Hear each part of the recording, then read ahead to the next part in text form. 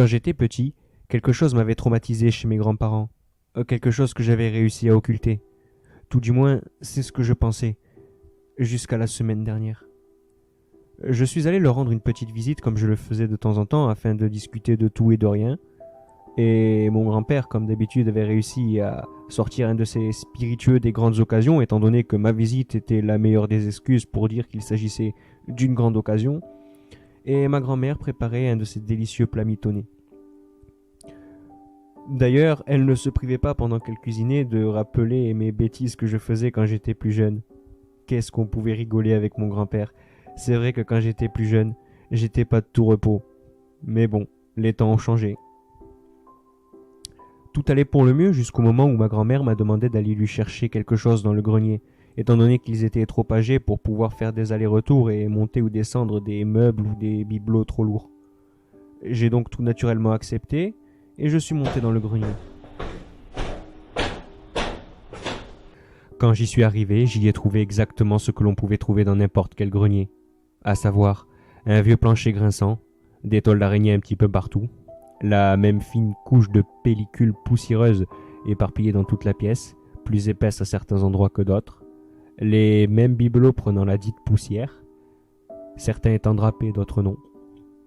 Et si vous y montez de nuit parce que vous n'avez pas de chance, vous allez sans doute, tout comme moi, tomber sur cette ampoule graisseuse qui n'éclaire absolument rien. Moi, pour ma part, il faisait jour. Une aubaine. Ou pas.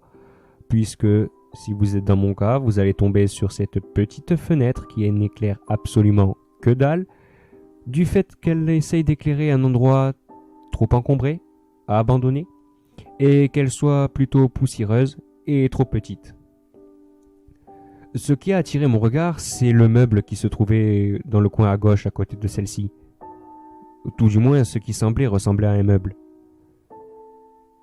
Il était drapé, et je me suis approché de lui, j'ai retiré le drap, et j'ai simplement réagi de cette façon. Ah, toi, ici.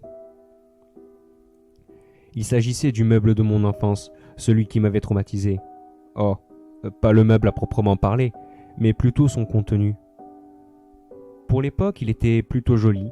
Il était ciré, je me rappelle, en bois sculpté et possédait 2 grandes portes vitrées, laissant voir son contenu, des étagères remplies de poupées de porcelaine. Et c'est plutôt celle-ci qui m'avait traumatisé d'ailleurs. Je ne me souvenais pas du nom de chacune. Il y en avait une douzaine. Certaines étaient vieillies par le temps, craquelées, tachées. D'autres étaient étrangement en parfait état. Celles qui étaient en parfait état, étrangement, je me souvenais de leur nom. Celle qui avait les cheveux bouclés et la petite robe émeraude s'appelait Gwendoline, si je me souviens bien. Et étrangement, elle ne me mettait pas si mal à l'aise que ça. Je ne pense pas que c'était elle qui m'avait traumatisé dans mon enfance. En revanche, la poupée se situant à sa droite, une petite poupée brune. Et je crois qu'elle s'appelait Lorelai, ou quelque chose comme ça. C'est elle, j'en suis sûr à 200%, c'est elle qui m'avait traumatisé dans mon enfance.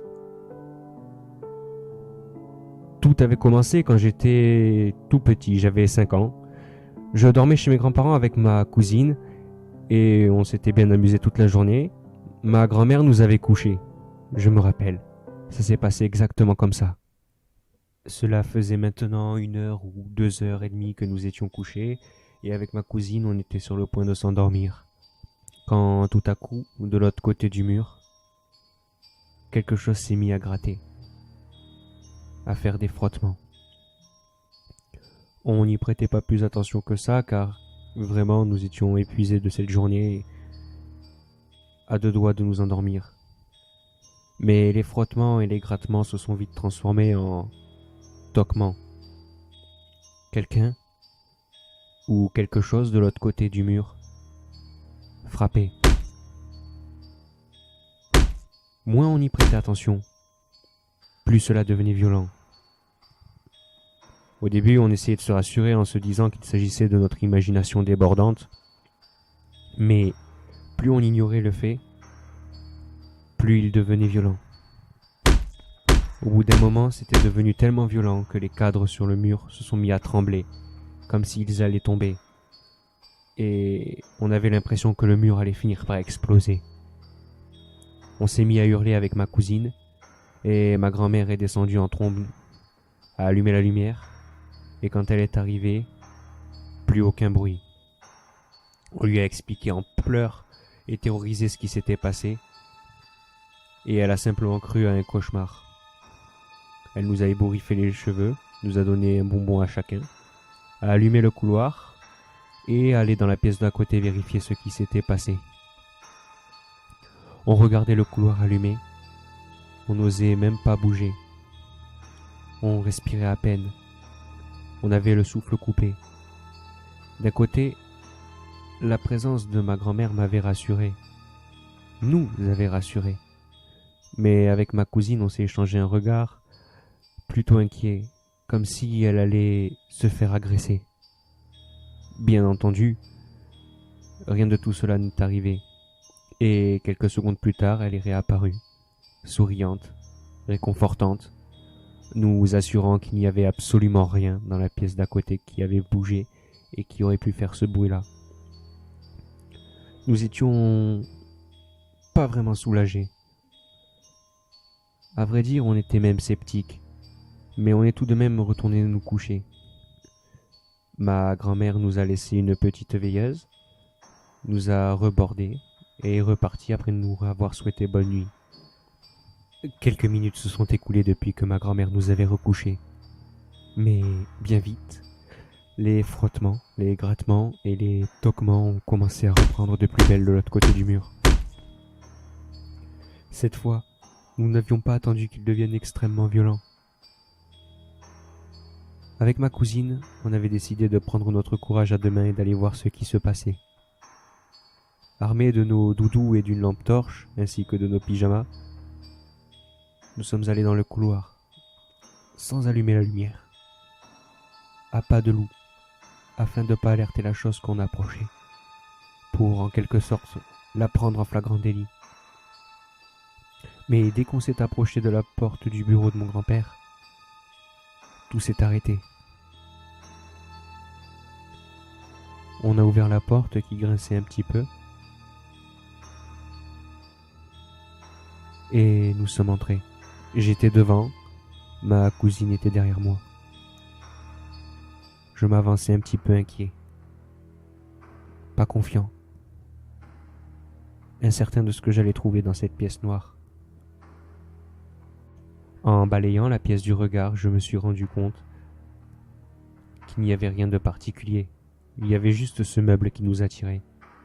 Et quand ma lampe torche est passée sur la vitre, je me suis ébloui par le reflet de la lumière.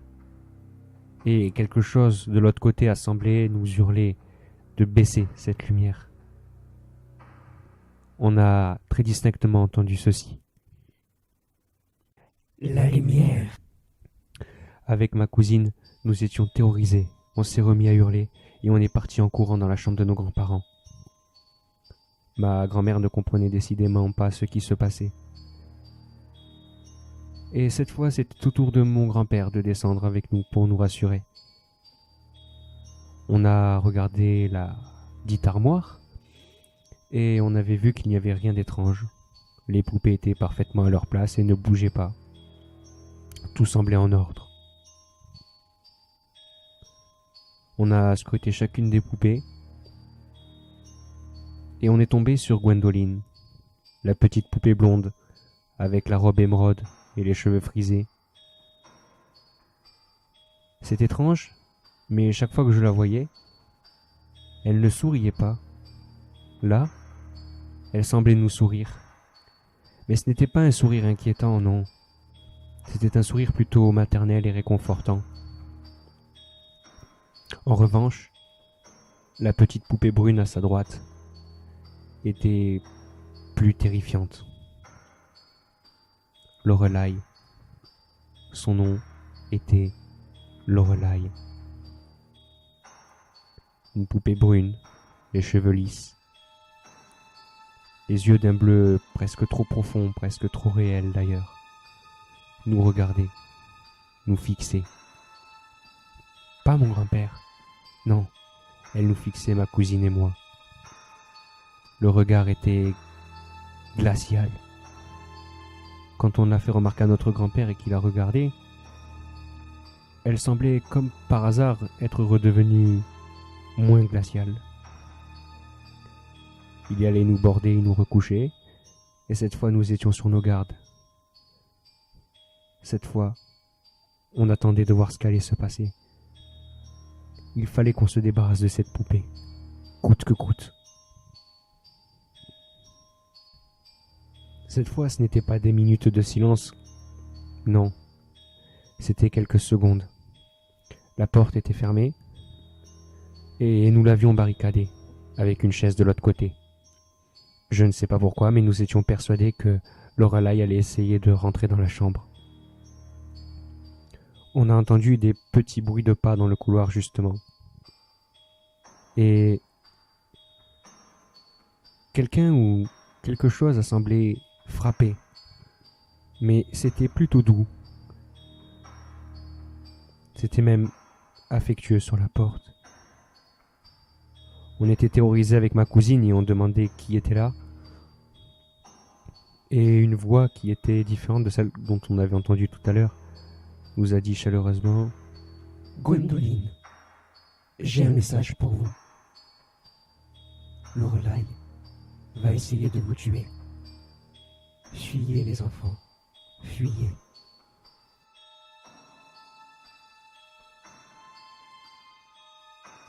Gwendoline venait de repartir depuis quelques secondes et la tension était palpable. Avec ma cousine, nous nous sommes regardés, l'air inquiets, tétanisés. On avait l'impression de s'être enfermés dans notre propre piège. D'un côté, on se disait que si l'on retirait la chaise, Lorelai nous sauterait forcément dessus. De l'autre, si on attendait, elle finirait par trouver un moyen d'entrer dans la chambre. Il fallait en découdre. Pendant que nous cherchions avec ma cousine un moyen de détruire une poupée de porcelaine, dans la pièce d'à côté, les toquements ont repris, comme si quelque chose voulait défoncer le mur. Puis, tout à coup, ça s'est arrêté. Et ça s'est transformé en ce qui semblait être un combat, une bagarre. J'avais trouvé l'objet adéquat, ma batte de baseball, et avec ma cousine, nous avons décidé de prendre notre courage à deux mains. On a retiré la chaise, ouvert la porte, on s'est dirigé vers le bureau. On a ouvert le bureau, et le chahut s'est arrêté. À la place, ce sont les violents coups contre le mur qui ont repris. Quand on a ouvert la petite armoire, on avait remarqué que Gwendoline avait des larmes de sang sur le visage, des griffures, des coups. Le plus troublant, c'était Lorelai, un bras levé contre le mur, la tête tournée à 360 degrés dans notre direction.